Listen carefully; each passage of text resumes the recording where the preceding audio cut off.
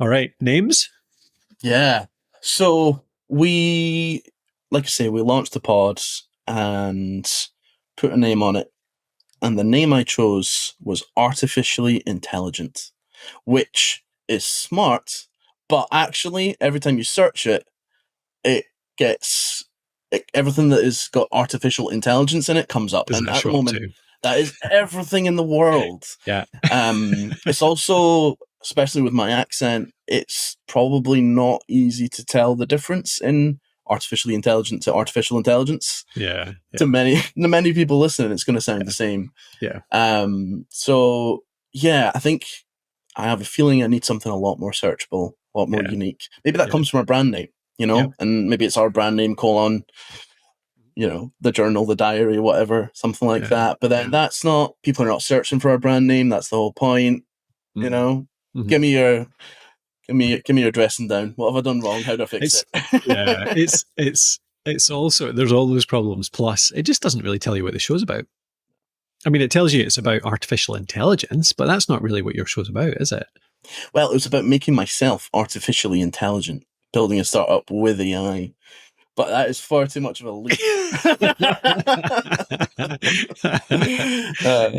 Yeah. It's the old classic. I think we talked about this, didn't we? That it might be the only thing somebody sees about your show. Like, they're scrolling through the directory.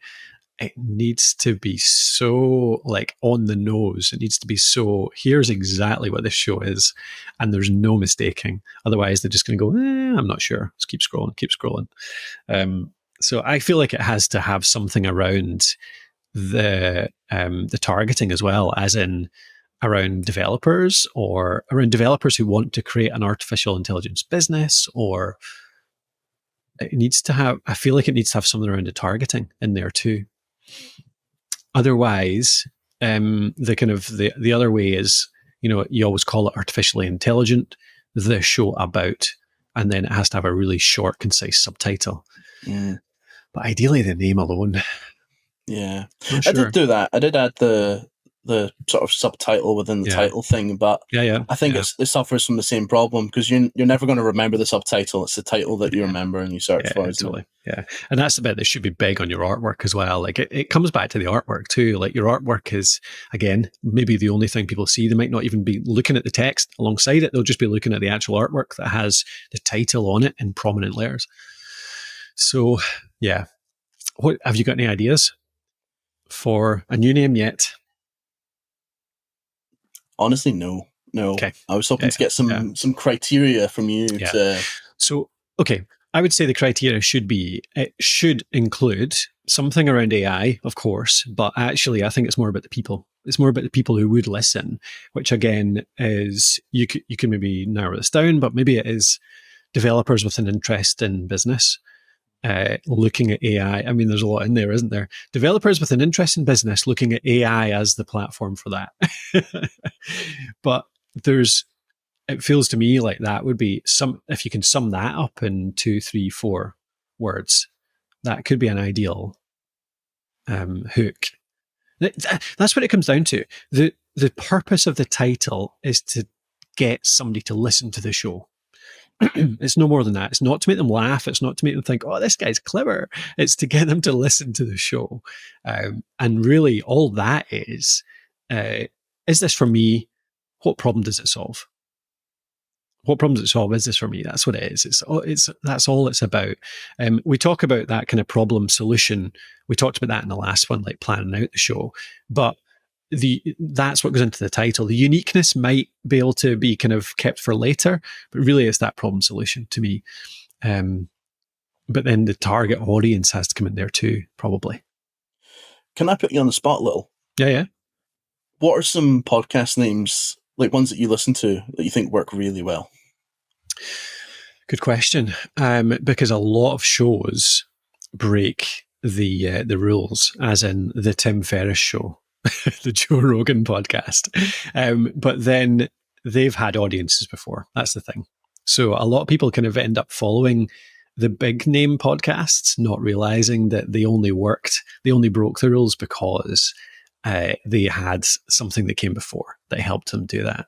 So Well, the one I really enjoy, so by a friend of mine, Craig Hewitt, that runs Castos, is a show called Rogue Startups. Rogue Startups. I think that's a really good name because it's about startups. I run a startup, so I want to listen to shows about running startups. And then they add the Rogue Startups, which I'm like, oh yeah, that sounds cool because it means it's kind of qualifying it down.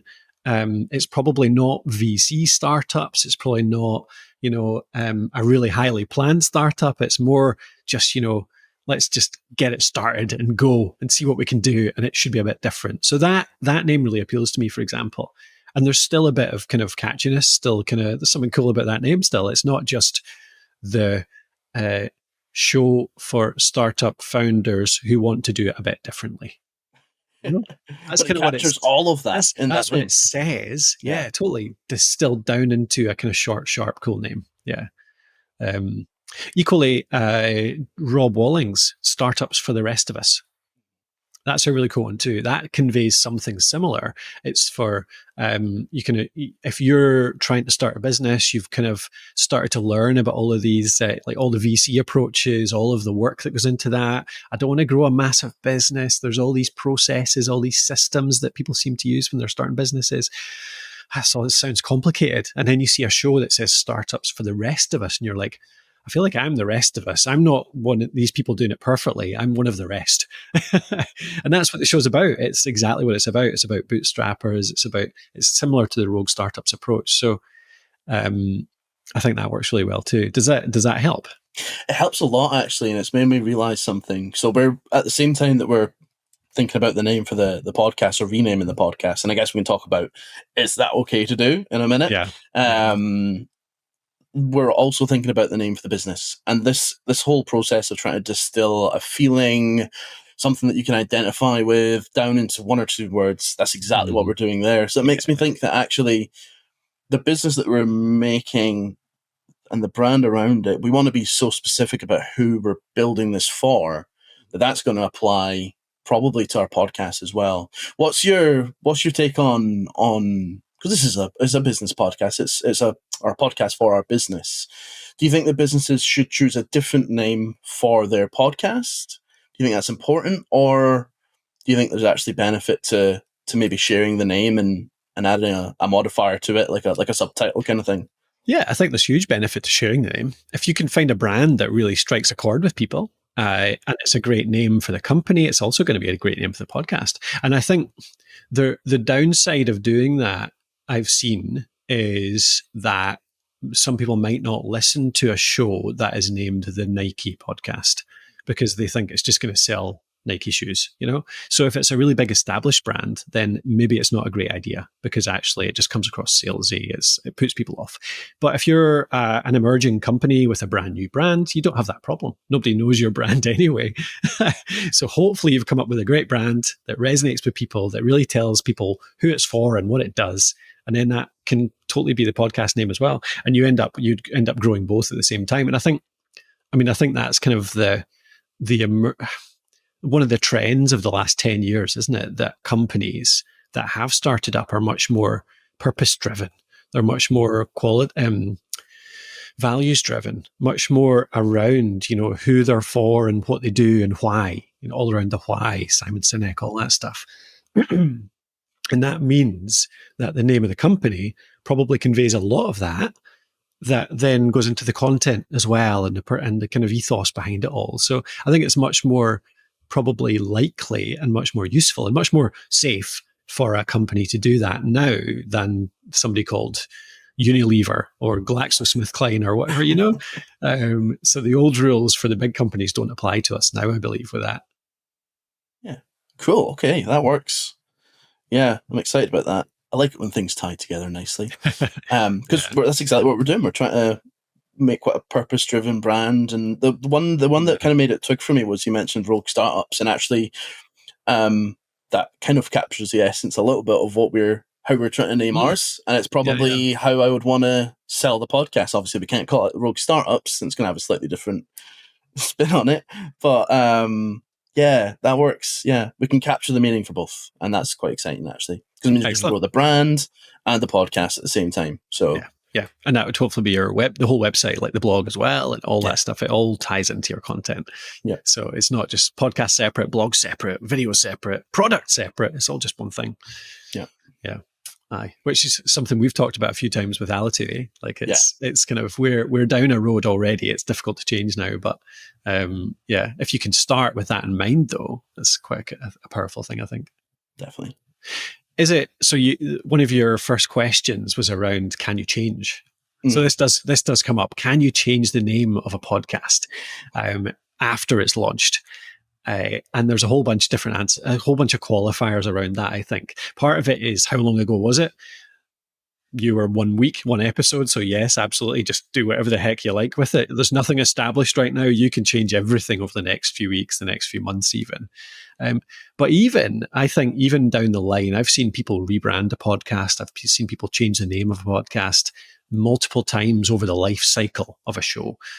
One I come back to with this quite often is another friend, Janet Murray. So she had a business originally around PR. That's what she did back in her career life. She was a PR person and she was really good at it. So she started a brand around that, which included a podcast. And it was called the Soulful PR Podcast, I believe. It was called the Soulful PR Podcast. And initially it just talked all about PR. That was her niche. That was her speciality. She grew a really loyal audience around that.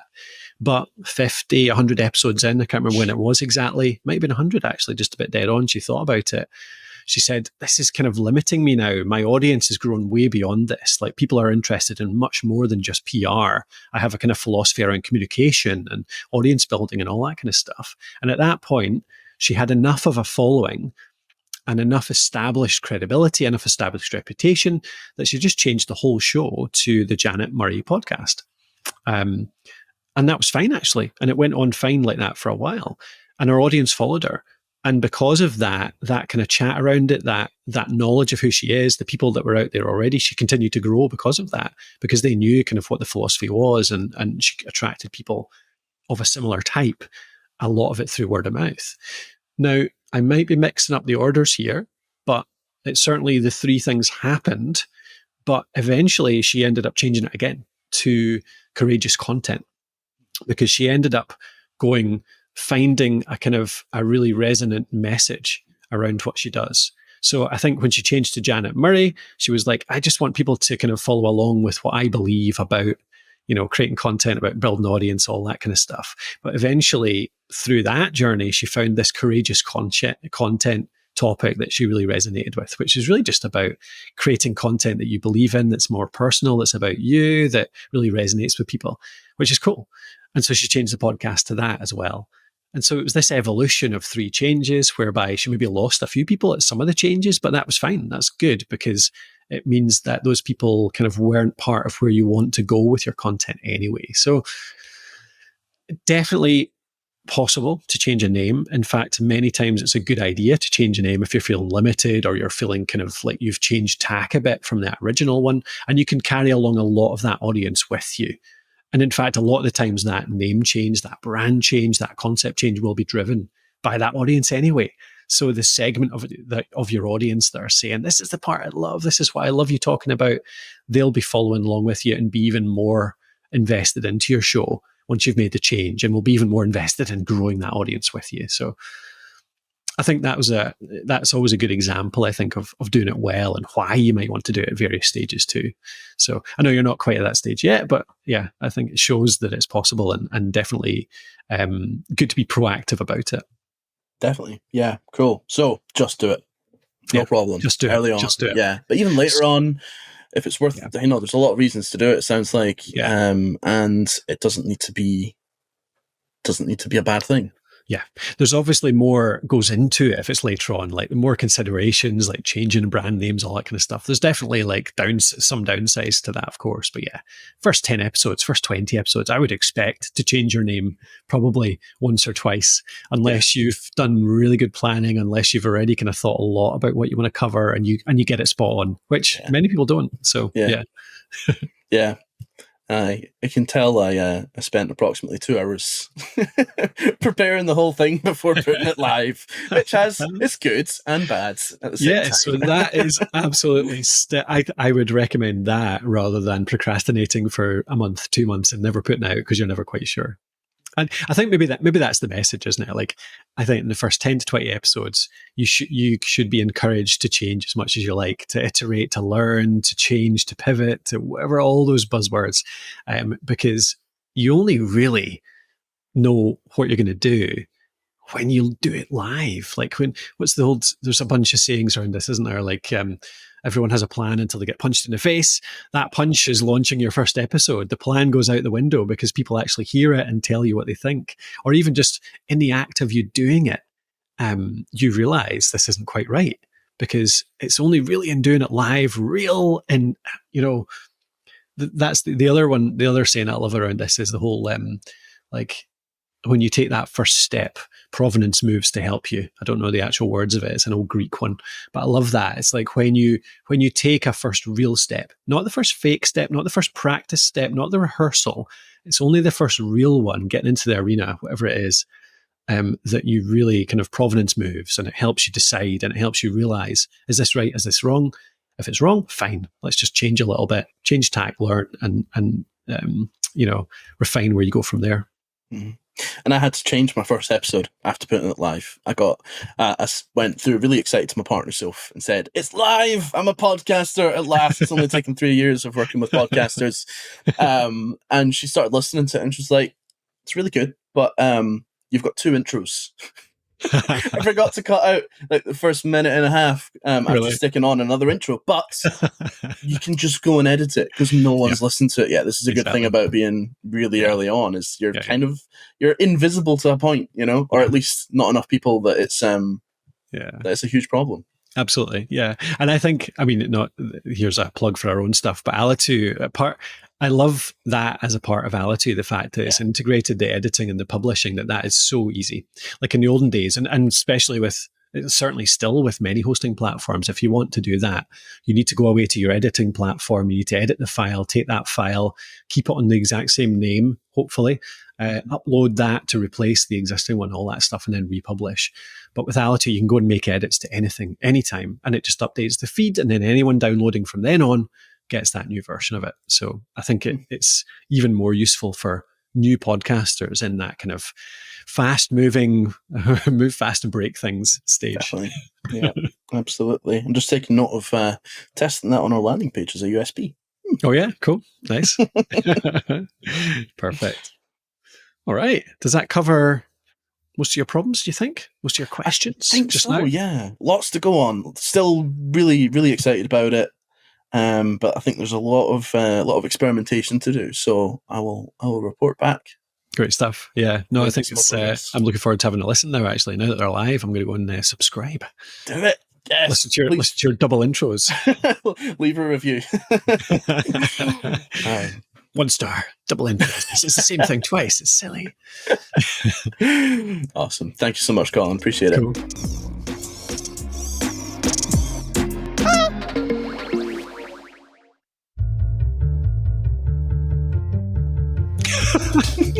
Where did this come from? There's some random buttons up at the top. Dramatic piano. Okay, anyway. Live production.